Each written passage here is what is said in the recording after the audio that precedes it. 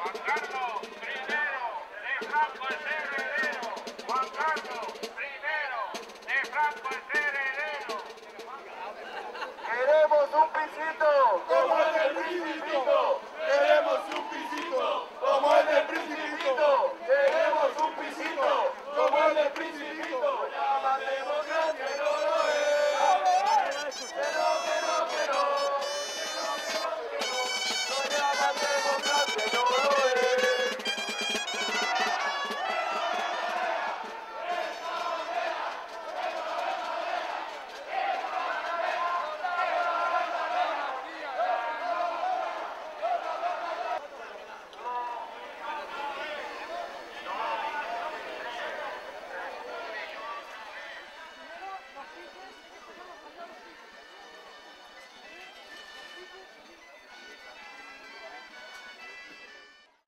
Vinguts al tren de la coordinadora del País Valencià per la República o vinguts a peu en manifestació, comencem ara els parlaments, la música i el dinar.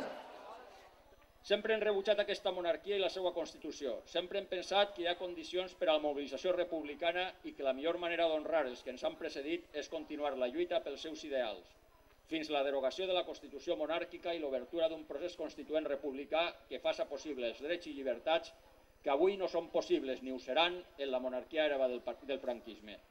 La monarquia és una antigalla que anem a fer que prompte siga cosa del passat. Vos desitgem a totes i tots una agradable jornada republicana a Castelló. Visca la República!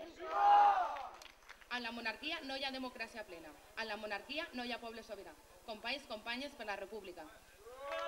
Y ahora os pido, por favor, gritad a la vez conmigo: ¡Viva la República!